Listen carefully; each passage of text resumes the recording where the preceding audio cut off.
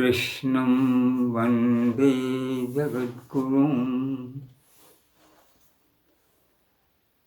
मेरे अपने प्रियजन, सम्माननीय जन, जैसा कि पूर्व में मैंने निवेदन किया था कि देश के वर्तमान स्थिति में और अपने ही देशवासियों को नाना प्रकार से विभिन्न अनेक ऐसे रुझा देने वाली बातों में मग्न पाकर के लोगों का यह रहा कि कुछ कम से कम कश्मीर जैसे मामले को लेकर के हम अपनी ओर से, भारतीय वाङ्मय की ओर से जो दृष्टि उसको प्रकट करें, तो इसी बात को मानकर मैंने इसके लिए एकमात्र कल्हण की राष्ट्रंगिणी को ठीक समझा। कल्हण की राष्ट्रंगिणी, जैसा कि कहने को काव्य बोलते हैं, काव्य वेद भी है, रामायण भी है, महाभारत भी है, तो ये भी काव्य है। पर काव्य होने से वेद अवेद नहीं हो जाता है, रामायण नहीं हो जाती है और महाभारत नहीं हो जाती है। ऐसे ही ये काव्य होने से राज तरंगिणी जैसा नाम दिया है, वो राज तरंगिणी से भिन्न कोई वस्तु नहीं हो जाती है। कल्हण ने अपने समय में विद्यमान कश्मीर के समय को दृष्टि में रखते हुए अत्यंत प्राचीन काल से कश्मीर का इतिहास लिखने का एक मन में संकल्प लिया। उसे बहुत अत्यधिक कष्ट झेलने पड़े, नाना प्रकार के ग्रंथों को देखना पड़ा, कुछ तो अंततः उसको जो कुछ सामग्री मिली, हम उसको देखते हैं उसने स्वयं ने दो मोटे भागों में विभाजित कर दिया। एक तो से लगा कि पहले के जो लोग हैं और उनका जो इतिहास का भाग है, उसको वो लोग 2268 वर्षों का गिनते हैं, 2268 वर्ष का। और अभी वर्तमान समय में उसको अपने से कुछ पूर्व काल से लेकर अब तक के जो समय मिले, उससे उसको लगा जिस समय को मैं बहुत अच्छे ढंग से लोगों के सामने अपने अधिकार के साथ रख सकता हूँ, वो है 2330। तो एक तरह से देखा जाए तो उसको महाभारत काल से लेकर के यहाँ तक का समय मिल गया। तो उस समय को दृष्टि में रखकर उसने दो भागों में बांट लिया। जो 2268 वाला भाग था, उसमें उसे उस वक्त के कश्मीर के सबसे पहले नरेश गोनंद, तो गोनंद से लेकर के और एक होने वाले गोनंद तृतीय तक के भाग के पूर्व को उन्होंने 2268 में डाल दिया। वहाँ 52 राजा कुल आते हैं। कितने 52 हैं? 52। और उसके बाद गोनंद तृतीय से प्राप्त करके और स्वयं जिस वक्त मौजूद है महाराज जय, उनके समय में जो लोग मिलते हैं उसको वो 2330 में आ जाते हैं। तो इससे दोनों को बांट कर जब चलता है तो एक तो सबसे बड़ी दिक्कत आती है कि 52 के 52 व्यक्तियों के नाम नहीं मिलते हैं। उसने नाना प्रकार के काव्यों का सहारा ले करके जैसे तैसे वो जो अवधि ली है, वो अवधि उसको 17 व्यक्तियों को मिलती है। कुल 17 व्यक्ति, 52 में से केवल 17 व्यक्ति, और 17 व्यक्ति में 4 उसको नीलमत पुराण से मिले, जो वहाँ के उस वक्त के समय के प्रथम व्यक्ति माने जाए।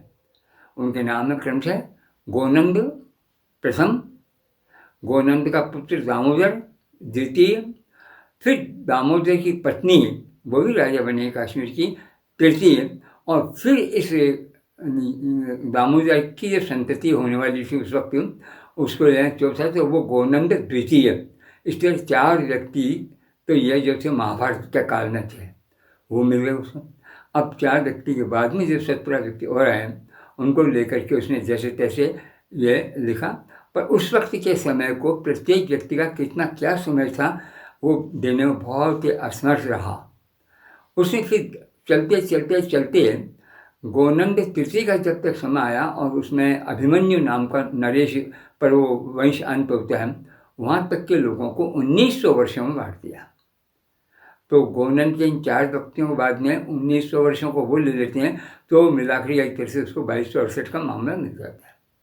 अब 2300 से वो शुरू करते हैं। तो ये जो नवासी राजा है उसको उनमें 52 ने जोड़ दें तो 141 राजाओं का उसको कश्मीर में 45-48 वर्षों का वो मिल जाता है। जिस वक्त उसने राजतरंगिणी प्रारंभ की थी वो था हमारा ईस्वी सन की दृष्टि से 1148 और राजतरंगिणी समाप्त की थी 1150 में। 2 वर्ष में उसने लगभग बड़े विशाल का ग्रंथ को तैयार किया और हम लोगों के सामने रखा। ये अब इस कश्मीर के इस इतिहास को मैं अपनी दृष्टि से कह रहा हूँ कि वस्तुतः कश्मीर का इतिहास न होकर के एक भारत का कालगणना का इतिहास हो जाता है। अब तक मुझे इतिहास में अपने देश में ऐसा कोई ग्रंथ नहीं मिला कि जो अपने प्रदेश के नाम पर लिखा गया हो और संपूर्ण भारत का खाका खींच रहा हो। ये जो प्रारंभ करता है जिस प्रथम राजा से, गोनंद से, उस गोनंद की जरासंध के साथ बहुत अच्छी मित्रता थी। जरासंध के साथ मित्रता थी और जरासंध था कंस का ससुर था। जरासंध की 2 पुत्रियां अस्थि और प्राप्ति ये कंस की पत्नियां थी। दुर्भाग्यवश भगवान कृष्ण को अपने उस दुष्ट मामा को मारना पड़ा। जरासंध को बहुत बुरा लगा और उसने कहा कि अब तो इस यादवों को, इन कृष्ण बलराम सबको समाप्त कर ही मैं मानूंगा। और उसने यादवों पर, मथुरा पर चढ़ाई करना प्रारंभ कर दिया। तो उसमें मित्र होने के नाते इसने इसको बुलाया, गोनंद को। गोनंद प्रथम बड़े आराम के साथ अपनी विशाल सेना लेकर के पहुंच गया। तो जरासंध के द्वारा गोनंद आदि जैसे अनेक मित्रों को प्राप्त की हुई संख्या में उसके लगभग 22 अक्षौहिणी सेनाएं हो गई थी। अपने महाभारत युद्ध में तो 18 थी, 22 और वो लेकर वो आता है। कृष्ण युद्ध करते हैं, बहुत अच्छी तरह से युद्ध करते हैं, सब कुछ करते हैं, और पर उनको भी बहुत अत्यंत लोक क्षति सहन करनी पड़ी है उनके पक्षी लोगों में। और एक तरह से वो थोड़ा सा उनकी सेना का मामला ढीला पड़ गया। पर उसी वक्त में एक मौका ऐसा आ गया कि परशु क्या नाम बलराम जी जरासंध को मारने को तैयार हो गए थे और उन्होंने ऐसा अस्त्र उठा लिया था अभी बचेगा ही नहीं। आकाशवाणी ब्रह्मा की होती है कि बलराम हमारी बात मानो, मैंने इसको किसी अन्य के साथ मृत्यु के लिए दे रखा और वो समय निकट ही है, तो मेरी बात रखो और इसे मत मारो। बलराम ने छोड़ दिया। अब जरासंध को भी ये बात सुनने में आई, उसको बड़ा बुरा लगा। खैर निकल तो गया, पर उसने सोचा कि इतनी सेना ही मरी, सब कुछ मरी, उस दुष्ट का कुछ बदला ही नहीं।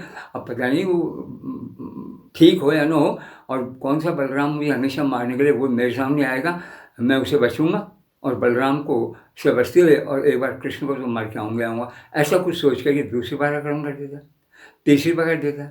इस प्रकार 17 बार उसका आक्रमण हो जाता कुल मिलाकर के।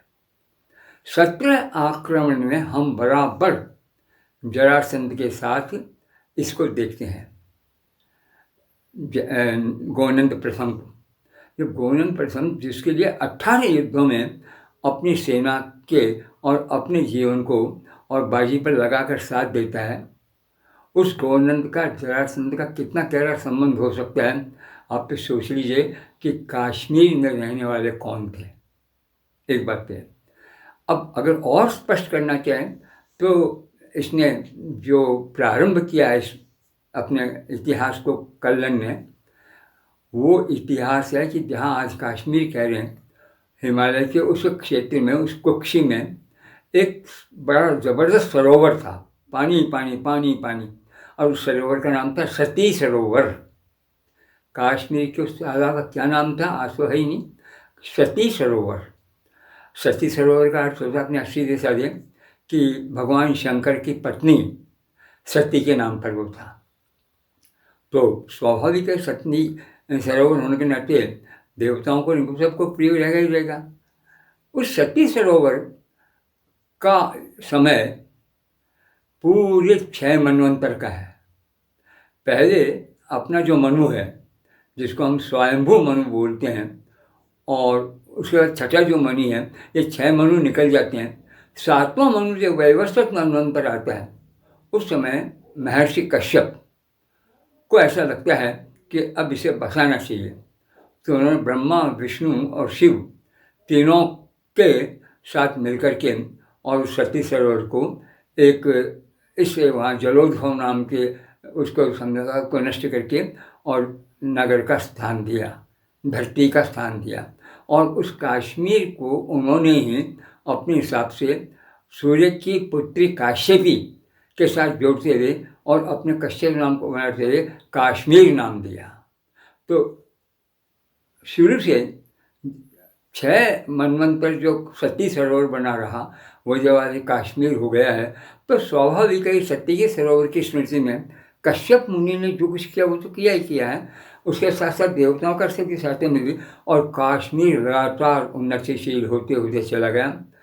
अब जब जिस तक महाभारत युद्ध के करीबन यूँ कह लीजिए द्वापर युग के समाप्त होने के 400 वर्ष रहे होंगे, उस वक्त से यह अपना इतिहास प्रारंभ करता है। आज तक भारत के इतिहास में किसी व्यक्ति ने नहीं बता दिया कि हमारा भारत कम से कम 6 मनु उसी समय से चल रहा है। 7वें वैवस्वत मनु काम है, भगवान राम भी उसी मनु में, परशुराम भी उसी मनवंतर में हुए हैं।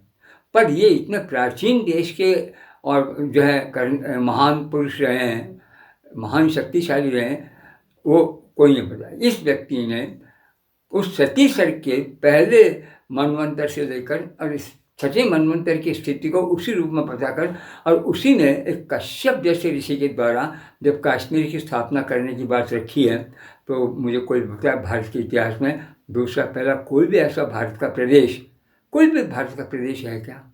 और आज की जो इतिहासकार जो हमारे इतिहास को बदनाम इसलिए करते हैं कि प्राचीन भारतीयों को इतिहास लिखना आता ही नहीं था, और पाश्चात्यों में किसी ने बात बहुत अधिक होगी तो उनके लिए वो जपनीय मंत्र हो गया है कि इसको तो भूलें ही नहीं। अब आप सोचिए, जो कश्मीर का इतिहास प्रारंभ कर रहा है वो क्या कह रहा है? वो कह रहा है कल्लन कि एक राजा के दस्तावेजों को देख करके, वहाँ के उस वक्त के लोगों के द्वारा बनाए गए नाना प्रकार के काव्य थे, उनको देख करके समाज में उनके विषय में नाना प्रकार की जो जनश्रुतियाँ सुनी जाती थी, उनको दृष्टि में रख करके जो साधारणतया ग्राह्य हो सकता है मनुष्य के जीवन के उस पहलू को लेकर के मैं अपनाता, कहने मतलब दूसरे शब्दों में कि कवि की जो कल्पना दौड़ करती है, उस कल्पना को बिल्कुल भुला करके और एक इतिहास में आदमी अपने आप ही अपने बंधन में, नियमों के बंधन में, स्पष्टता के बंधन में, सच्चाई के बंधन में बंधा रहता है, उसी दृष्टि से उसने प्रेम को प्रारंभ किया। तो जिस व्यक्ति का प्रारंभ ऐसा है, उसने अपने से पूर्वजों की कहीं कहीं निंदा भी की है।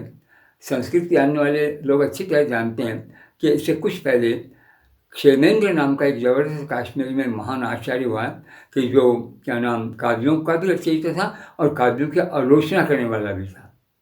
उसने भी कश्मीर के इतिहास को उठाया है, पर उसने कहा कि लोग बड़ा कर गए, बड़ा लोगों की समझ में नहीं आएगा, इसलिए इसे संक्षिप्त करो। और संक्षिप्त करने में उसने जो कुछ किया है, कल्लन उसके लिए बोलता है कि उसने संक्षिप्त के नाम पर, और शायद लोकाभिराम हो, लोगों को प्रिय इस नाम पर इतिहास का सत्यानाश कर दिया है। मैंने क्षेमेंद्र को बिल्कुल नहीं लिया, और कश्मीर का ही क्षेमेंद्र है जिसको संपूर्ण भारत में कविता के क्षेत्र में आचार्य के रूप में बड़े अच्छे ढंग से वो भी उसे स्वीकार करता है, इस क्षेत्र में बिल्कुल ना कर रहा है एक बार। इसी प्रकार से किसी एक राजा का उसने देखा कालखंड 300 वर्ष का होता है, उसमें 300 वर्ष तो नहीं होते हैं, पर जब मैं सभी तरह की देखभाल कर चुका 300 मिल रहे हैं, तो अब मैं नहीं मानूंगा और अपने सत्य को इसको स्वीकारूंगा भी, और झूठ हो सकता है नहीं हो सकता इससे मैं बरी रहूँगा। तो उसने स्पष्ट कह दिया कि यह मुझे जो कुछ मिला है केवल 300 वर्ष के रूप में ही मिला, इससे आगे पीछे नहीं मिला, तो मैं अपनी स्थिति से विवश होकर के इसको कर रहा हूँ। तो इस प्रकार की बातों पर ध्यान दिया और सबसे पहला ध्यान तो उसने यही बता दिया कि भारत और कश्मीर के कितने बड़े संबंध थे कि वो जब क्या नाम 18वें युद्ध में और उन्हीं बलराम के हाथ से ये मार डाला गया गोनंद, तो गोनंद के बेटे दामोदर ने प्रतिज्ञा कर ली, अब तो कृष्ण बलराम को मैं मार के रहूँगा। तो कहाँ एक जरासंध शत्रु था, यहाँ ये और खड़ा हो गया, पर उसने इतनी हिम्मत नहीं थी क्योंकि जरासंध के दर से भारत का सम्राट नहीं था, तो ये अपने के देश में इंतजार करता है, कभी मौका लगा मारूंगा, कभी मौका लगा मारूंगा। उसका पुत्र जो दामोदर था उसको नींद नहीं आ रही थी, दुखी था। अंत में उसे सुना कि कृष्ण और बलराम आदि एक स्वयंवर में आ रहे हैं और वो गंधार देश की रानी नग्नजित है, उस नग्नजित की पुत्री का स्वयंवर है। बहुत अच्छा मौका मिला, आएंगे तो इधर से होकर गुजरेंगे, यही रास्ता है, यही रास्ते में मारूंगा। और उसने रास्ते में अपने युद्ध की पूरी तैयारी कर ली और उस युद्ध में दुर्भाग्यवश वो बलराम से ही मारा गया। अब मारा गया तो कश्मीर की स्थिति बिगड़ गई। इसके कोई संतान थी नहीं दामोदर के, इसके एकमात्र जो पत्नी थी, एकमात्र पत्नी बोल रहा हूँ, उसके गर्भ था। तो इस दौड़ भाग में भगवान कृष्ण ने भाग लिया। उन्होंने कहा नहीं, इसकी पत्नी ही राजा बनेगी। और दामोदर की पत्नी जिसका नाम यशोमती था उसको उन्होंने राज्य सिंहासन पर बिठाया। तो भगवान कृष्ण के जो निजी पक्षधर लोग थे जान के आपने कितना बड़ा काम किया, जो आप मारने के लिए यहाँ बढ़ रहा, सब कुछ किया, और आपने उसी की पत्नी को कि देखो हम राज्य दूसरे के हड़पने के लिए नहीं, हम अपने रास्ते जा रहे थे, यह युद्ध में आ गया, इसको मरना पड़ा, पर हमें कश्मीर से द्वेष है क्या, हमारा जितना प्रिय स्थान है। इसलिए मैंने एक बात, दूसरी बात एक और याद कर लो। और भगवान कृष्ण ने पुराण का एक श्लोक बोला कि कश्मीर के जो भी राजा हैं सब भगवान शंकर के अंश हैं, इसलिए कश्मीर की हर राजपत्नी राजा है। तो और अब कृष्ण की बात समझ में आ सकती है, एक तो उन्होंने पुराण का नाम दे दिया, पुराण का नाम देने के साथ साथ तुम दूसरा काम करते हैं ना कि रुद्र का प्रिय कश्मीर, अब जिस सतीश सर्ग हजारों लाखों वर्षों से चला रहा था उसको हजारों वर्ष पहले कश्मीर का रूप दिया गया, और यही ब्रह्मा विष्णु और शंकर तीनों देवताओं ने मिलकर ऋषि कश्यप का साथ दिया है। तो ऐसी अवस्था में उसकी दिव्यता को भगवान कैसे भूलें कृष्ण। तो उनका नहीं, ये दिव्य है, भगवान रुद्र का प्रिय धाम है, और यहाँ का जो राजा है वो रुद्र का अंश है, इसलिए रुद्र के अंश की जो पत्नी है वो इसी प्रकार से शासन करेगी। इसलिए कोई तुम्हें चुपचाप, तो सारे कश्मीर लोगों को उसको बाधा होनी ही नहीं थी, उनको भी बाधा नहीं, और कृष्ण उसको राज्य तिलक करा करके और चले आए। तो अब आप देख लीजिए जिस कृष्ण अब राज्य तिलक करने का अंतर एक और कहा, लोगों ने कहा था कि इस पर स्त्री राजा हो जाएगी, लोग स्वीकार करेंगे क्या। तो कल्लन वहाँ पर स्पष्ट कहते हैं कि कृष्ण के इस प्रकार की मर्यादा की बात करने पर कि कश्मीर की हर स्त्री पार्वती का रूप है, तो कश्मीर की रानी तो पार्वती होगी। तो कहते हैं कि वहाँ के लोगों की एक ऐसी दृष्टि बदले कि जो स्त्री को हर तरह से एकमात्र भोग की अवस्था में मानते थे, आज वो प्रत्येक स्त्री में पार्वती को देखते हुए और सर झुकाकर प्रणाम करने लगे। यह कश्मीर की परिवर्तन का इसने कल्लन ने जो कुछ प्रमाण उसको मिले उसके, तो यहाँ से हम मालूम कर लेते कश्मीर के और भारत के कितने गहरे संबंध है। अगर आप केवल ये कहते हैं कि यादवों के विरुद्ध आया तो इसका मतलब मैंने कहा यादव एक भारत के अंदर रहने वाला व्यक्ति जरासंध भी है और भारत में रहने वाले कृष्ण भी है। अब इन दोनों में से कि हर एक के साथ तो हर एक के प्रकार संबंध है नहीं, तो किसी न किसी संबंध हो गए। यादवों के साथ संबंध थे नहीं, जरासंध के साथ मैत्री थी। और अगर आप केवल एक सोचे यादवों का शत्रु था तो गलत बात है। उस युद्ध में 100 के 100 कौरव भी गए थे। ये धृतराष्ट्र जी के बेटे सारे के सारे क्यों गए कि जो लोग कृष्ण के प्रति जिनके अपना इस प्रकार का आत्मीयता का संबंध नहीं था वो सब जरासंध का जुड़े थे, क्योंकि जरासंध सम्राट भी था, तो जिसमें द्रुपद भी था, पांचाल नरेश, जिसमें विराट नरेश भी थे, ये सारे लोग वहाँ के थे। ऐसी अवस्था में अगर ये आए हैं तो उसको कृष्ण का या भारतीयता के इन ग्रंथों में शत्रु नहीं कहा जाए। जगह जगह कहीं रामायण का उदाहरण दे रहा, कभी कोई पाप हो गया किसी से तो कहा देखो तुम लगातार रामायण का इतना समझ करो और इस प्रकार उस आदर्श को लेकर चलो, पाप जगह जगह जो इन सारे स्वर को दिया। एक एक नाम देखा, मुझे आश्चर्य होता है, काश्मीर में 2 नाम पा करके, एक नाम था जालोर। हमारे यहाँ राजस्थान में जब हम जोधपुर से और भीनमाल साइड की तरफ चलते हैं तो वो हिस्सा जालोर ज़िले में आता है, ज़िला का नाम जालोर है, और यहाँ कश्मीर के उस नगर का नाम भी जालोर है। और सबसे बड़ी आश्चर्य बात ये लगती है कि उसी जालोर ज़िले में जब हम जोधपुर से और निकल के आगे तो कुछ दूर जाने पर एक जो है क्या नाम स्टेशन आता है, उस स्टेशन का नाम भी ऐसा ही है कि जैसे ये क्या नाम कोई कश्मीर का नाम हो। अब ये बताइए कि जालोर आदि नाम हमने लिए हैं या हमारे नाम वहाँ गए हैं, या हमें ये कहना पड़ेगा कि उस वक्त जगह जगह व्याप्त जो संस्कृति सर्वत्र चलती थी, कश्मीर में इसी ये जो व्यक्ति है क्या नाम कल्लन, उससे ठीक पूर्व में होने वाला एक कवि और हुआ, बड़ा प्रसिद्ध कवि हुआ, उसका नाम है बिल्लन। संस्कृत साहित्य में वो कालिदास आदि के साथ बिठाने लायक कवियों में है।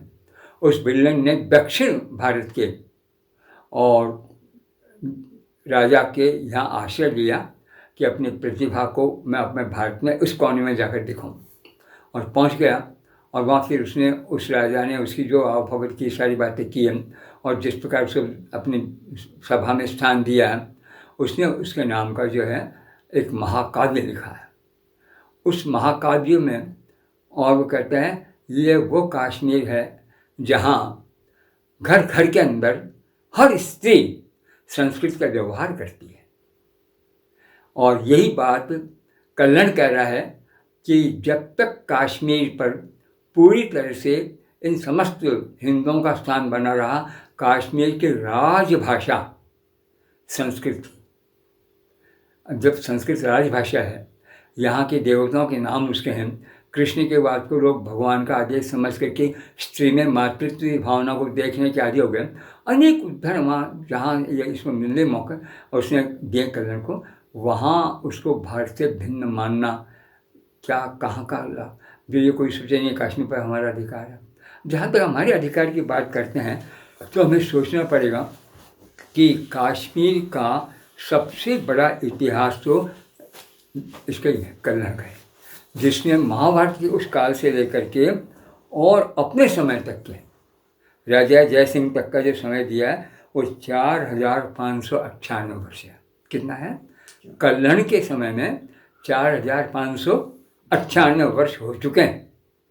वो कल्लन 11वीं शताब्दी में था, आज अपन 20वीं शताब्दी 21वीं शताब्दी में है, तो 4598 आप सीधे 1000 से जोड़ दीजिए तो 5598 वर्ष का इतिहास है, हिंदू इतिहास। इसके ऊपर अगर यह आतंक का सहारा लेकर के, ओछेपन का सहारा लेकर कहते हैं तो आज हमें इन मुसलमानों के लिए ये कहने में कहीं बुरा नहीं लगता है कि वास्तव में हम कोई अति तो नहीं कर रहे हैं।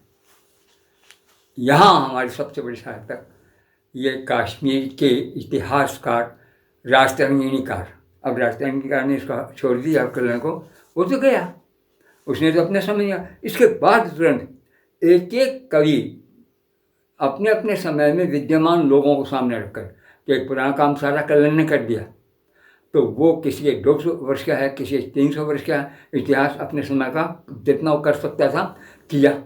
और उन लोगों ने जो इतिहास लिया है वो इतिहास बता रहा है कि अंतिम इतिहासकार एक रानी थी जिसका कोटा देवी नाम था।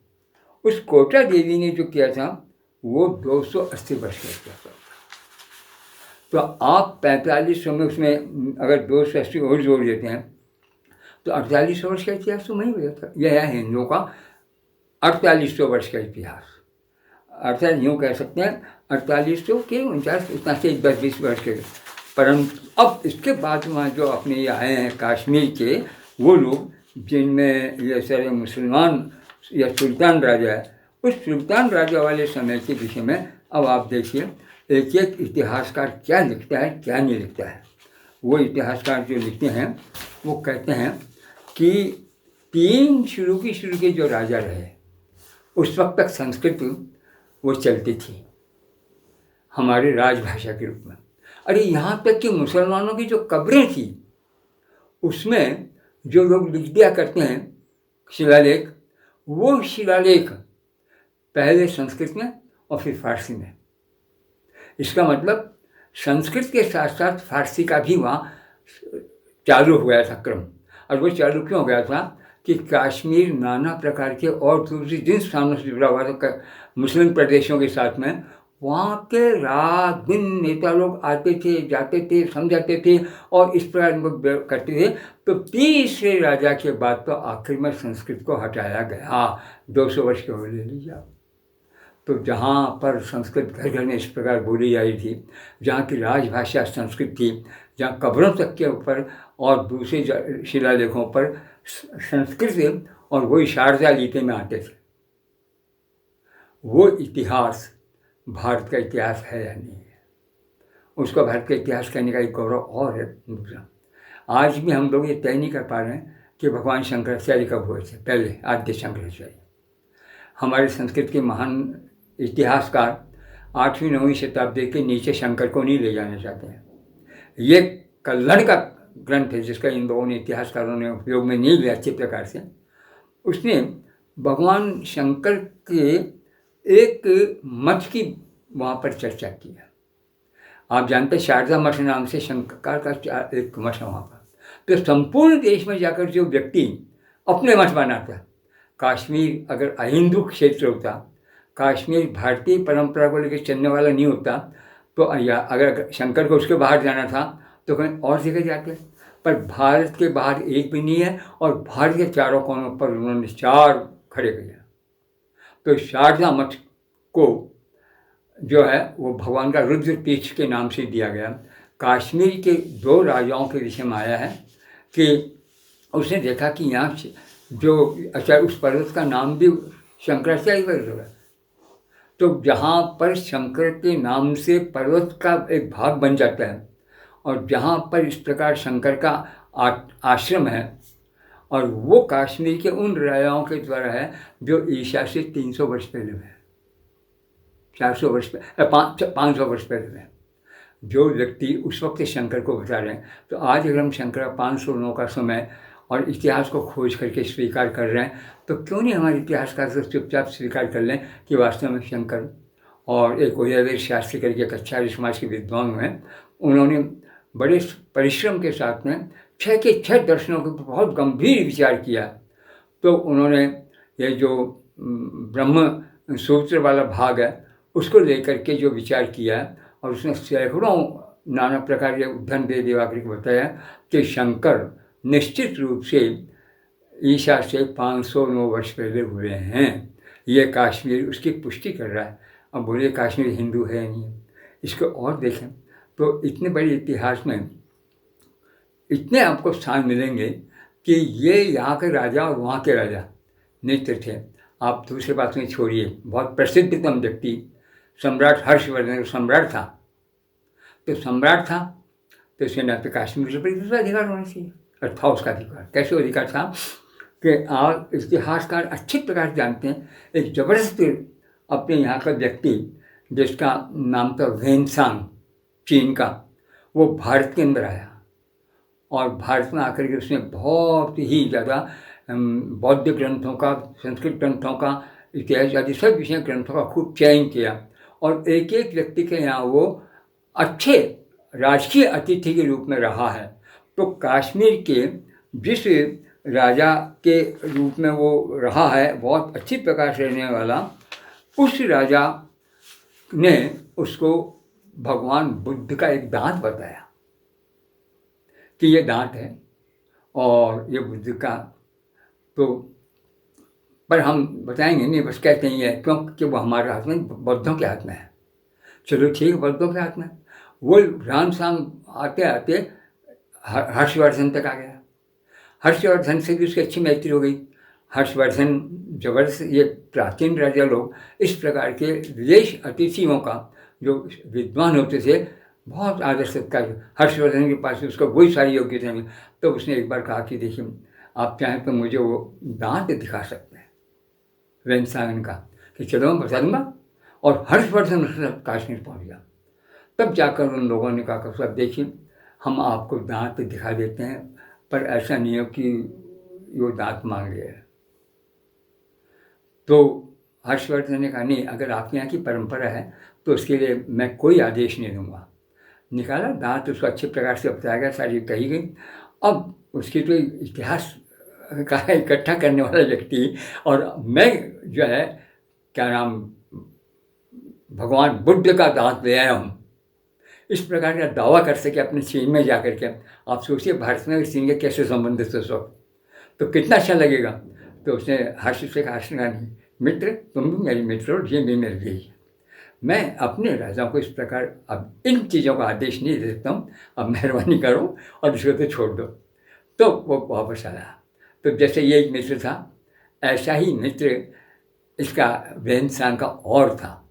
वो था अपने, जिसे आजकल हम लोग कामरूप बोलते हैं, वो किसी ज़माने में प्राग ज्योतिषपुर कहलाता था। प्राग ज्योतिषपुर के राजा का यह भास्कर वर्मा नाम था। क्या नाम था? भास्कर वर्मा। उस प्राग ज्योतिषपुर राजा साथ इसकी मेजर थी, और उसके यहाँ भी 2 साल ये अतिथि बन के रहा था। तो प्राग ज्योतिषपुर के विषय में हम लोगों का जो इतिहास की विशेष गलती है, सुधार रहा हूँ वहाँ पर थोड़ी सी, कि हर्षवर्धन के बाद में बहुत समय बाद हमारे वह समुद्रगुप्त वगैरह, चंद्रगुप्त वगैरह, तो कहते हैं कि चंद्रगुप्त वो व्यक्ति था जिसने का क्या नाम सहायता करके और कामरूप देश का विकास किया। किस देश का विकास किया? कामरूप देश का विकास। हर्षवर्धन कब था? 11वीं शताब्दी में, और ये उसके पहले था 8वीं शताब्दी में। उस हर्षवर्धन को और 11वीं शताब्दी में आने वाला भास्कर वर्मा कहता है, वो कहता है कि महाराज हमारा देश भगदत्त के वंश का चला आ रहा है। वही भगदत्त आज हमारे इतिहास का नाम जरूर जानते हैं। अगर किसी ने भूल से महाभारत पढ़ लिया और याद रह गया हो तो उनको भगदत्त नाम याद रहेगा, पर उन्हें पता नहीं कि भगदत्त का जो वंश है और भगदत्त का जन्मदाता जो नरक असुर है, वो नरक असुर राम के पहले ही था, और नरकासुर को कृष्ण ने मारा है। तो कृष्ण ने जिस नरक का था, और फिर इसके जो दोनों शिलालेख मिले हैं, तो उन शिलालेखों ने स्पष्ट बताया है कि इंद्र के साथ भी और युद्ध करके उसको खुश कर देने वाले ऐसे महाराज भगदत्त के पुत्र, उनके कोख से मेरा जन्म हुआ है, ये उनका पौत्र कह रहा है। और इसको पौत्र उल्लेख करते हैं कि उनके 3000 वर्ष गुजर जाने पर पुष्यवर्मा नाम का राजा हुआ। तो उसके 3000 वर्ष गुजर जाए मतलब वही हो गया ईशा के आसपास मामले में। तो ईशा के आसपास आने वाले इस पुष्यवर्मा को और 4वीं शताब्दी में पैदा होने वाला समुद्रगुप्त कहाँ से उठाएगा? और इतिहासकार आज तक उसको अंधा होकर मानते चले आ रहे हैं। कम से कम ये देखें और ढंग से पढ़ें तो राजतरंगिणी इसका भी जवाब दे रही है कि जो पुष्यमित्र है और उसी की पीढ़ी का 12वां व्यक्ति भास्कर वर्मा अगर हर्षवर्धन का मित्र है, तो आप सोच लीजिए कि पुष्यवर्मा के विषय में हमारी कल्पना है। दूसरी, वो भगदत्त के विषय में नहीं जानती हैं। भगदत्त कितना प्राचीन व्यक्ति था कि जो अर्जुन के पिता पांडु का घनिष्ठ मित्र था, क्योंकि दोनों इंद्र के साथ समान मित्र थे। उस भगदत्त के विषय में कोई था, हम ये कहकर बात समाप्त कर देते हैं। तो इतिहास के इन सारे पहलुओं में हमने दूसरी एक और मजेदार बात आपको बताऊँ ना कि भगवान ये क्या नाम कल्लन केवल इतना सही लिख देते हैं कि भगदत्त क्या इसके जरासंध के बुलाने पर और वो युद्ध में गया मथुरा और वहाँ मर गया। अब हम ये समझेंगे मथुरा युद्ध का मतलब पहले ही मर गया, लोगों को पता नहीं, क्योंकि युद्ध तो 18 हुए। अब 18 युद्ध में कौन से युद्ध में मरा कहीं ना कुछ नहीं पता नहीं। परंतु 18वें युद्ध के विषय में हमको पता चलेगा। महाभारत का एक ग्रंथ है, प्रसिद्ध भी जानते पर उस महाभारत में 19वां पर्व है हरिवंश पुराण नाम से, एग्जैक्ट महाभारत का भाग है। कहीं पर आज हमारे संस्कृत के भाषा के इतिहासकार जो भी भारत का इतिहास लिखते हैं वो इसको हरिवंश पुराण को महाभारत का एक बिल्कुल उसके साथ बनाया हुआ वो कोई अंग है नहीं मानते। महाभारत को महाभारत का ही समाप्त मान लेते हैं। जब तक हम ग्रंथों को नहीं, तो इस ग्रंथ में से हमें पता चलता है कि 18वें युद्ध के पहले ही भगवान कृष्ण के ही वंश का विकद्रु नाम का एक व्यक्ति कहता है, कृष्ण आप समर्थ हैं, सब कुछ है, पर हम जर्जर हो गए 17 युद्ध करते करते, आप बचो नहीं तो हम यादव समाप्त हो जाएंगे, मथुरा समाप्त हो जाएंगे। तो कृष्ण कहते तुम चिंता मत करो, मैं एक उसके लिए रास्ता निकालता हूँ। और कहते हैं बलराम और कृष्ण दोनों मिल करके और ये प्रकट कर देते हैं कि वो मथुरा के बाहर सेना लेकर वहाँ चले गए। इस प्रकार की बातचीत करते हैं और इस प्रकार की बातचीत करते करते और लोगों में फैल जाती है। तो जरासंध समझ लेना कृष्ण मथुरा को बचाने के लिए और अपने आप को बचाने के लिए और डरपोक होकर भाग गया। अब मेरी जीत इस बार जरूर है। और उसने उसके कृष्ण के बताए हुए रास्ते के आधार पर जाना शुरू किया और कृष्ण पहुँचे गोमंत पर्वत पर। गोमंत पर्वत पर वहाँ भगवान परशुराम मिलते हैं। तो कृष्ण उसको अपना परिचय देते हैं, कहते देखो कृष्ण मैं तुम्हें जानता हूँ, तुम कौन हो और मैं इसीलिए अपने शिष्यों को छोड़ करके इस जगह आकर तुमसे एकांत में मिला हूँ। अब मैं तुम्हें रास्ते देता हूँ। ये जो गोमंत पर्वत है इसके इतने इतने क्षेत्र इतने बड़े कि इसमें कई सेनाएं खप जाती हैं। तुम बलराम को इसको क्या नाम बलराम को दे करके और घूमो इसके साथ में और एक एक दर्रा देख लो, वो तुम्हारे दर्रे ढूंढेगा, आधी से अंदर उसमें नष्ट हो जाएगी और एक दिन उसके सामने तुम निकल जाना किसी तरह से, वो रोकता रहेगा यहाँ पर कि चलो ठीक है। तो इस दृष्टि से कृष्ण ने यही सारा काम किया और गोमंत के एक एक कोने कोने को कृष्ण ऐसे देखा जैसे उन्होंने गोवर्धन को देख लिया। तो हमने क्या कहा कि जब इंद्र ने भयंकर वर्षा की तो कृष्ण ने अंगुली पर उठाकर गोवर्धन को और पूरे मथुरा को बचा डाला। और आप कौन है उसे जर्रे जर्रे से कृष्ण परिचित थे और उस भयंकर काल में भी उन्होंने उसी पर्वत के माध्यम से अपनी जनता की रक्षा कर ली। ठीक इसी प्रकार गोमंत के माध्यम से उन्होंने देखा ऐसी जगह है चलो उठो, तो उन्होंने जबरदस्ती कूदने का बहाना करके और पार करके गए। वहाँ आकर जरासंध ने खेला और वहाँ जरासंध के उस युद्ध में इस गोनंद प्रथम का नाश हुआ। अब आप इतिहास नहीं जानते हैं, इसलिए गोनंद प्रथम उस युद्ध में मथुरा के युद्ध मारा गया, पहले मारा बात समाप्त। तो इतना समय पहले का और देखिए। तो इतिहास को पढ़ने के लिए, इतिहास को जानने के लिए इन सब बातों को देखते देखते मैं और सारे उदाहरण दूँ तो समय को दृष्टि में रखकर मुझे ध्यान देना पड़ेगा, उससे अधिक नहीं जाना चाहूँगा। तो पर इतने जिन राजाओं का परिचय मैंने आपको दिया, कौन यही जो भास्कर वर्मा है। अब आप तो वर्मा नाम पर ध्यान दीजिए, कौन है भास्कर वर्मा? आज के हिसाब से माने क्षत्रिय। और उसके पहले वास्तव में 12-13 पीढ़ी पहले जो व्यक्ति था पुष्य वर्मा, वो भी क्षत्रिय लगा रहा। और उनके जो सारे शिलालेख मिले हैं वो बता रहे कि उसके वंश में कोई ऐसा व्यक्ति नहीं था जो संपूर्ण अंगों से ही वेदों का ज्ञाता नहीं था। षडंग वेद विद्वान सर्वे एवं समाज, संपूर्ण वेदों के सारे विद्वान थे। ये उसके 2-2, 3-3 जो मिले हैं पुष्य वर्मा के वक्त के, वो हमारे सामने है। और इस पुष्य वर्मा के पूर्व वाले उस भगदत्त का जो वर्णन दिया जाए, देखा जाए तो जब ऐसे लोगों को हम देखते हैं तो कृष्ण को मारने के लिए एक व्यक्ति को और तैयार किया था, उसका नाम था काल यवन। सब लोग जानते हैं काल यवन है। और कृष्ण उससे बचने के लिए भी उनसा छोड़ के भागे और उसको उन्होंने ले किसी ने मरवाया, सब जानते हैं। तो काल यवन में यवन शब्द आपको भ्रम में रहेगा। वास्तव में जिसे अपन ग्रीक कहते हैं, ग्रीक वो कभी यवन था, यवन का आयोनिया बना और वहाँ से हम आगे बढ़े। और ग्रीक देशों के साथ साथ हमारे जब इस प्रकार के संबंध है, क्योंकि जब उसको नाम था काल यवन और युद्ध के लिए निकलता है, यज्ञ करता है, ब्राह्मणों को दक्षिणा देता है और आशीर्वाद लेकर आगे जाता है। भगदत्त पे जब निकलता है ऐसा यज्ञ करता है, इंद्र के साथ उसके मैत्री है और वो युद्ध में इंद्र के साथ मैत्री होने से अर्जुन को अपना बेटा मानता है वो, क्योंकि पांडु वो भी है। तो ऐसे जिनके संबंध हैं उनको देखे ना, उनका नाम सुने ना, उनको जाने बिना आज हम भारतीय इतिहास की को इस दृष्टि से देखें तो भारत के जितने भी आज के इतिहास के ग्रंथ हैं जो प्रादेशिक रूप से लिखे गए हैं और जिन्होंने कहीं भारत का नाम इस प्रकार से नहीं है, क्योंकि जब वो सम्राट के रूप में दे करके, राजाओं के रूप में दे करके अपने प्रदेश का पूरा परिचय देंगे और सचमुच हमें वंशावली मिलेगी तो राजाओं के द्वारा ही मिलेगी। आपके हमारे वंश आज हम जाएं और गंगा में और वहाँ के उन लोगों से पूछें और हमारे पुराने संबंध हैं तो वो भई गाथा खोल करके आपको 20, 30, 40, 50 पीढ़ियों पहले से ले जाएंगे।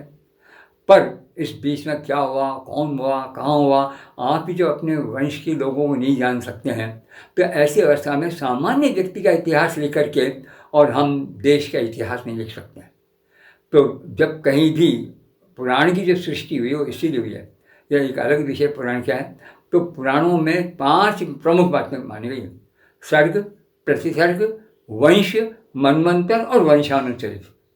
तो हमारे जो रामायण है वो वंशानुचरित में है और भगवान वाल्मीकि 24 व्यास हैं तो उन्होंने व्यासत्व का पालन न करके केवल रामचरित के उसी चीज को लेकर के केवल वंशानुचरित लिया और वंशानुचरित में राम केवल दशरथ से शुरू करते हैं वो वाल्मीकि। और इधर हम देखते हैं कि महाभारत को भगवान व्यास से शुरू करते हैं प्रतीप। कौन थे प्रतीप? कि ये जो भीष्म पितामह है इनके पिता का नाम है शांतनु। शांतनु इनको बोलते हैं। तो शांतनु, उन शांतनु के पिता थे प्रतीप।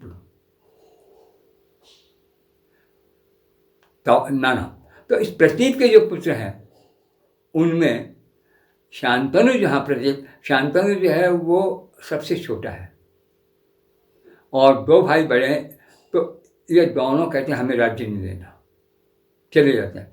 एक तो चला जाता बाल्मीक, जिसको आज की तारीख में बोलते हैं बलख, सगा भीष्म का चाचा कहाँ चला जाता है? बाल्मीक, जिससे बलख। और दूसरा जो है वो बिल्कुल ऋषि कोटि में आकर के और वेद के मंत्र दृष्टा ऋषियों में आ जाता है। तो इस प्रकार जब इन्होंने प्रतीप से माँ और इन दशरथ से शुरू किया, परंतु ये जो हमें सारी लोगों की पीढ़ियाँ मिलेंगी जो कम से कम उनको सैकड़ों हजारों वर्ष पहले से चली आ रही हैं, वो केवल पुराण की देन है। तो भगवान व्यास ने भी अपने ग्रंथ का नाम तो रखा महाभारत से, क्योंकि वो वंशानुचरित करना चाह रहे हैं। पर उनकी भी कृष्ण के प्रति जो एक श्रद्धा है, भावना है, उस श्रद्धा भावना को लेकर के और उन्होंने अलग से ही हरिवंश पर्व नाम से 19वां पर्व तैयार किया और इस हरिवंश पुराण नाम दिया उसको। हरिवंश पर्व क्यों है? इसका भी एक भाग है। तो महाभारत का 19वां पर्व है हरिवंश पुराण और उस हरिवंश पुराण में पहला पर्व है हरिवंश पर्व, दूसरा है विष्णु पर्व, अब तीसरा भविष्य पर्व। 3 पर्व उनसे। तो और उनमें भगवान कृष्ण के कितने क्या रूप रहे होंगे, कैसी स्थिति होगी, और इस रूप में एक एक देश में जा जाकर, एक एक जगह को जा करके अपने सैकड़ों पीढ़ियों पहले लोगों से मिल करके कृष्ण ने किस प्रकार भारत को एक एक चप्पा भूमि छान मारी, ये आपको सारा उस पुराण में मिलेगा। उस पुराण को पढ़ने से हमें ये यहाँ की जो कश्मीर वगैरह के ऐसे स्थानों की समस्याओं को सही ढंग से व्याख्या करने का अवसर मिलता है। तो मैं यही कहना चाहता कि जो ये सब चीज़ें जिस प्रकार से इस कल्हण ने ली हैं और जहाँ से इतिहास प्रारंभ किया और 2268 व्यक्तियों का पूरा परिचय अपने समय तक के इतिहासकार को लेते हुए लिया और इस प्रकार 141 में शेष 89 उसके अपने स्वयं अध्ययन के किए हुए तात्कालिक ग्रंथों के साथ लिए हुए राजपत्रों को ले किया तैयार और उसके बाद में होने वाले लोग जो अपने ही वक्त में अवस्थित राजा, आगे पीछे के नहीं, राजा जहाँ से उसने जय सिंह को छोड़ा है वहीं से अगला जो है जौनराज, दूसरा वो उसका नाम भी वही राज सिंह, जौनराज जय सिंह से शुरू करता है। तो जय सिंह को जीवित छोड़ दिया जाता कल्याण और ये जय सिंह के 24 वर्षों का शासन वर्णन करने के बाद तो जय सिंह के अंत में होने वाली थी देवी कोटा, उसको बोलते हैं कोटा देवी, कोटा रानी। कोटा रानी के बाद में आते हैं तो ये कोटा रानी तक के, कोटी देवी तक के आज भी जब लोगों ने घुमा करके और कश्मीर का इतना बड़ा इतिहास हमारे सामने रख करके काम किया है तो क्या हम उन सारे प्रदेशों में घूम घूम करके अब पर इतिहास के नाम पर हमने छोटे से 2 काम कर दिए, बहुत बड़ा इतिहास हो गया। और इस स्थिति में तो कल्लण के इतिहास ने जिस तरह जिन लोगों को प्रेरणा दी, उन 5 इतिहासों ने कितना बड़ा काम किया। उसके ऊपर सैकड़ों अंग्रेज़ों ने काम किया, उन विद्वानों ने। उसके ऊपर मुसलमानों ने काम किया। आज ये सारे मुसलमान, जिनके विषय में मैं विस्तार से नहीं कहूँगा, क्यों नहीं कहूँगा, समय और बढ़ जा रहा है, मुझे कहना भी अनिवार्य है कि ये जौन राज है, इनकी और आगे जो भी प्राप्त हुई है कल्लण की आदि की राजतरंगियाँ, कल्लण के बाद की, उन सारे राजतरंगियों को लोगों के साथ में ला करके और इस प्रकार का एक नए रूप में इतिहास प्रस्तुत करने का काम किया है इन राजतरंगिकार के भाष्यकार रघुनाथ सिंह जी ने। रघुनाथ सिंह जी अभी के व्यक्ति थे और वो व्यक्ति क्या नाम, इन सब का व्याख्या करते हुए जो काम करते, उनका उन्होंने जिस प्रकार से इन बाद के मुसलमान राजाओं को लेकर के कश्मीर की दुर्दशा को वर्णन किया, पहले सुन लीजिए व्यक्ति था कौन है। ये व्यक्ति कांग्रेस संसदीय दल का संयोजक था। कौन सा दल? कांग्रेस का संसद दल। और इस संसदीय दल के शिष्टमंडल का नेता भी था और 5 बार कश्मीर गया था, केवल कांग्रेस के संसदीय दल की दृष्टि से। इसके पहले, यानी अपना शासन आने के पहले 1946 में ब्रिटिश भारत सरकार ने भी और केवल नेपाल का इतिहास संविधान बनाने के लिए लोगों में चुना इसको, और उस वक्त वो बड़े अच्छे ढंग से शिष्टमंडल को लेकर नेपाल चला गया। तो 1946 में जिसने नेपाल की यात्रा की है और शिष्टमंडल को लेकर के और वहाँ रह करके और नेपाल का पहली बार संविधान बना के आया है और जिसको अंग्रेज़ों ने महत्व दिया था। और अब इसके बाद 5 बार जो कश्मीर गया है अपने शिष्टमंडल को लेकर के, उसमें भी कश्मीर जाने वाले लोगों में भी इसका किस प्रकार के लोगों के साथ ध्यान था, वो ये बता रहे हैं कि जवाहरलाल नेहरू, लाल बहादुर शास्त्री और ये जो देवी क्या नाम है, इंदिरा, इनकी नानी दादी इंदिरा, हाँ। तो जो व्यक्ति हैं क्या नाम, जवाहरलाल जी और लाल बहादुर शास्त्री और श्रीमती इंदिरा, इनके विशिष्ट सलाहकार व्यक्तियों के बीच में इसने लगातार काम किया। अब जाके जो कांग्रेस का व्यक्ति है, राजनीतिक जीवन कांग्रेस में बीता, सब कुछ किया, कांग्रेस के संसदों के लिए जीवन लिया। इसने जब कश्मीर का ये मामला देखा थोड़ा सा, तो 1970 में इसने सारा काम छोड़ दिया। कब? 1970। और उसने कहा अब तो मैं कश्मीर का इतिहास तैयार करूँगा। तो इतिहास तैयार करने में इसने क्या काम किया, बड़ा शानदार, कश्मीर की इन प्राप्त राजतरंगियों पर भाष्य लिखा।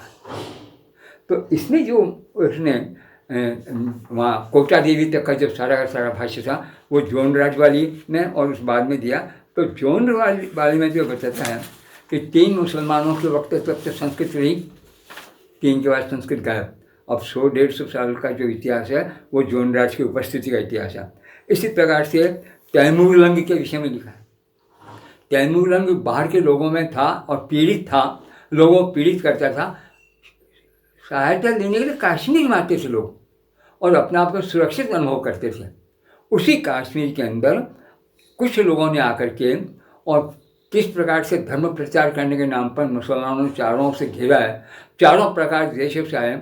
एक व्यक्ति के शासनकाल में 37 हज़ार हिंदुओं की हत्या हुई है। ये वर्णन सारा ये व्यक्ति दे रहा रघुनाथ सिंह इन्हीं भाष्यों के आधार पर। अरे 700 पेज की जिसकी इतनी बड़ी व्याख्याएं पढ़ी है, आप देखे करें और तभी देखकर उसकी राजनीति छोड़नी पड़ेगी। और 70 में छोड़ करके इसने 72 तक 5 इन क्या नाम प्रकट किया। तो एक व्यक्ति ने यह प्रण लिया है कि प्रतिदिन 1000 गायें कश्मीर में मरूंगा और 28 वर्ष का उसका शासन था। आप सोचिए 1 करोड़ गायों को नष्ट करने वाला कौन? ये मुसलमान। तो इन सबको देखते हैं। और दूसरे तो मुझे ध्यान आता है हमारे महाराज क्या नाम, भारतेंदु हरिश्चंद्र। भारतेंदु हरिश्चंद्र क्या बोलते हैं, रसायन की कविताओं को लेकर बोलते हैं, कितनी प्यारी बात बोलते हैं, और मेरी हृदय है वो सब कुछ कि इन मुसलमान हरिजनन पर कोटिन हिंदू वारिय। अरे क्या नाम, एक एक व्यक्ति ऐसा है जिसके ऊपर 1-1 करोड़ हिंदुओं को न्यौछावर किया जा सकता है। क्यों? कि ये सचमुच हरिजन है, भगवान विष्णु के खास व्यक्ति हैं। अर्थात जो मुसलमान भारत में आकर के और ईश्वरीय सत्ता के साथ अपने आप को एक करके और भारत की इस प्रकार यश गाएंगे करेंगे, उनको हम लोगों ने तहे दिल से प्रशंसा की है। हमें भी हमारे यहाँ सबसे सुंदर एक संस्थान रहा, और जिसकी वजह से आज भी हम बहुत अपने आप को सुरक्षित पाते हैं। और वो किसी महान ऋषि ने बहुत पूर्व देख लिया था सन 1925 में कि उन्हें इसकी आवश्यकता पड़ेगी, और उस वक्त से ही हिंदुत्व का एक सही पाठ पढ़ाने की चेष्टा की है, वो डॉक्टर हेडगेवार। उन्होंने जिस प्रकार से हिंदुओं से की, मैं स्वयं उसका एक ज़बरदस्त जो है प्रशिक्षित व्यक्तियों में हूँ। आज तक मेरे अनेक मुसलमान मित्रों से और शिष्यों से वही घरेलू संबंध है, कहीं ऐसा नहीं है। पर तो उनको देखते हम मुसलमानों पर कश्मीर के इस प्रकार की हत्याओं को देखते करते हैं। और आज जिस प्रकार हमें बचपन में सुना हुआ दावा याद आ जाता कि लड़के लिया है पाकिस्तान, हंस के लेंगे हिंदुस्तान। इसका मतलब जो दुष्ट यहाँ रह गए थे अच्छे तरीके से सोच करके, उन दुष्टों में कुछ दुष्ट इस प्रकार की प्रवृत्ति वाले दिखाई दिए कि जो छिपे रुस्तम कहे जा सकते हैं। और उन्होंने जिस प्रकार से इतने वर्षों में बीज बोए हैं, उसका परिणाम आज जिस प्रकार हम देख रहे हैं कि कश्मीर के इतने सुंदर सारे काम होने के बावजूद भी और आतंककारियों के नाम पर जो आने वाले, उसमें हिंदू का आतंककारी क्यों नहीं आ रहा है? हाँ, सारे मुसलमान नहीं क्यों आ रहे हैं?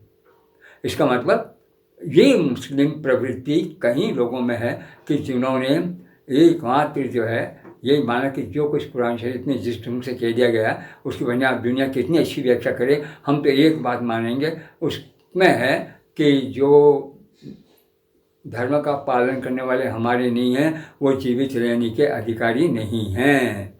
इसीलिए उन्होंने पाकिस्तान की मात्र किया। पाकिस्तान का अर्थ पाकिस्तान मत मानिए, PAKIS और तान, उससे हमारा स्थान है। पी से पंजाब है, क्या ऐसे जो है पूरा का पूरा आपका आसाम है। के से कश्मीर है, और IS से इंडस्ट्रियल है, और उसके बाद में स्थान वाले बलूचिस्तान वगैरह जो भी कुछ है वो है। यह पाकिस्तान का सन 34 में ही और नाम तैयार हो गया था। और दूसरे शब्दों में जो आम आदमी मुसलमान के हिंदी हो, उसका पवित्र स्थान, तो जिसको हम पवित्र स्थान मान के जा रहे हैं, और जब आपकी बात को मान करके जैसे तैसे दुख भोग करके हमने पाकिस्तान का भाग दे भी दिया, और आज भी तुम यही चीज़ गा रहे हो और इस प्रकार की बातें कर रहे हो, और इस भारतीय प्रशासन को इस प्रकार का शिथिल रूप दे करके फिर नए ढंग से लेना चाह रहे हो। हम एक बार कश्मीर के इतिहास को और विशेषकर डॉक्टर रघुनाथ इनके भाष्यों को देखें, एक एक पंक्ति पर ध्यान दें। मुसलमान नाम से जो कुछ कहा जा रहा है उसके लिए गुरु गोविंद सिंह को याद रख लीजिए।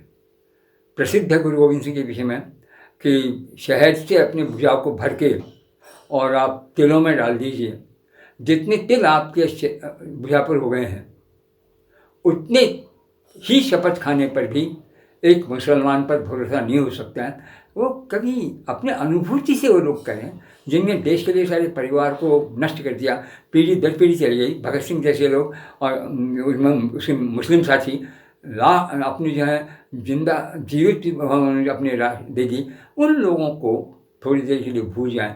पर जिस प्रकार से वो बीमारी फिर फैल गई है, कश्मीर ही का इतिहास उसका एकमात्र हम लोगों में वास्तविकता के प्राण फूंकने वाला, कमज़ोर नहीं है, शक्ति है, सब कुछ है, पर हम लोगों की वो जो प्राचीन है कि सब एक ही ब्रह्म है, उससे भिन्न कुछ नहीं है। इसलिए हम ब्रह्मांड बंधु हैं, हम ब्रह्मांड बंधु के भाव को सुरक्षित रखेंगे। हर मुसलमान जो ब्रह्मांड में हमारे साथ देने वाला है वो हमारे सिर पर है।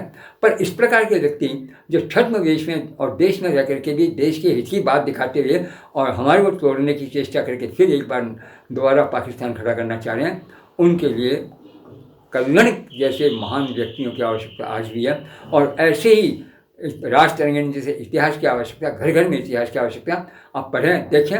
और इस प्रकार की अमानुषी वृत्ति वाले इन सब लोगों को समझाएं कि मनुष्य बनो, क्योंकि वेद का एक ही है, मनोर्भव जने दैव्यम जन्म। अरे तू मनुष्य बन और दिव्य से दिव्य संततियों को जन्म दे, राक्षसों को जन्म मत दे, दिव्य बन दिव्य बन दिव्य बन। हम भी उनसे यही प्रार्थना करते हैं, दिव्य बनो दिव्य बनो दिव्य बनो, राक्षसपना मत दिखाओ। और बंधुओं, तुम भी रावण को भी जान लो कि वेदों का विद्वान था, महान था, ब्राह्मण था, राम ने मारा ही है उसको। क्यों? क्योंकि वो मनुष्यता छोड़ बैठा था, असुर हो गया था। तो हम असुरता नहीं लें, मुसलमान मनुष्य है, मानव है, ठीक है, पर जब इंसानियत नाम की चीज़ ले जाएगी तो असुर ही है। और असुरों को, इनको तो सब देवियों में जन्म दिया है, 9 दुर्गाओं ने। तो वो असुर और सुर दोनों, देववृत्ति असुरवृत्ति, इनको याद रखें। और फिर हम देखें कि कश्मीर का कितना जीता जागता चित्र इन प्राचीन इतिहासों में आज तक झलक रहा है, और पूरे देश के अंदर उसका प्रभाव भी है, और फिर भी हम उसको भूल जाते हैं और इस प्रकार फिर अंधे हो जाते हैं। अब और तो और होगा कि जिस नेहरू की इसने बड़ी प्रशंसा की है और नेहरू ने जिसको ऐसा स्थान दिया था, आज उसी के वंशधर इस प्रकार की गुप्त योजनाओं में भी खुले हाल केवल देश का विरोध नहीं करते, तो क्या कर रहे हैं? क्या हम इनको देश विरोधी नहीं कहें? तो इन देश विरोध से हम दूर रहें, देश को अपनी पवित्र भूमि माने, और सुबह उठे जिस प्रकार प्रणाम करते हैं पैर से, हे माता विष्णु पत्नी, संपूर्ण विश्व का पालन करने वाली, तो विष्णु की शक्ति है, तुझे हम प्रणाम करते हैं, तुझे हम प्रणाम करते हैं, तुझे हम प्रणाम करते हैं, और उस प्रणाम से उसकी रक्षा का व्रत लीजिए। धन्यवाद।